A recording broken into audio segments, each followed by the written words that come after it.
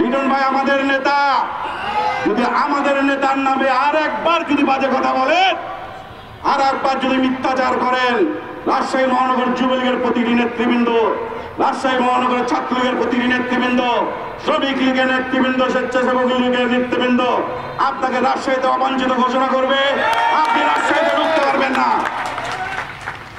এত বড় দুঃসাহস যদি দেখান, কেন দেখাচ্ছেন সেটাও আমরা জানি। আমাদের রাজশাহীর কিছু কুলাঙ্গার আছে, রাজাকারের সন্তান আছে,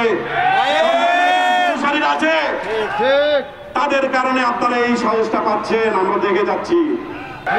আমার নেতার উপর যদি একটার বাজে কথা বলেন, রাজশাহী যুবলীগের কোন নেতা কর্মী আর ঘরে বসে থাকবে না।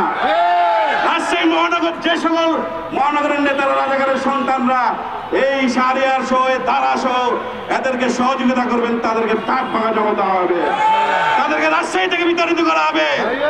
আপনারা প্রস্তুত না? আপনাদের সর্বোচ্চ নেতার নামে বাজে কথা বলছে, আমরা আপনার কতদিন সহ্য করব? আপনারা কি সহ্য করবেন? সহ্য কি করা যায়?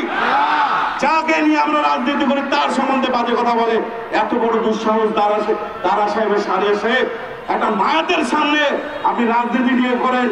আপনি যদি এতই যদি ওনার প্রতি দরদ থাকে, আমার প্রশ্ন যে উনি তো রাজশাহী মেডিকেলে ভর্তি ছিলেন, মাথায় আঘাতপ্রাপ্ত ছিলেন, রাজশাহী মেডিকেলের মাথা আঘাতপ্রাপ্ত রেজাল্ট, কতটা রোগীর রেজাল্ট ভালো হয়েছে বলেন?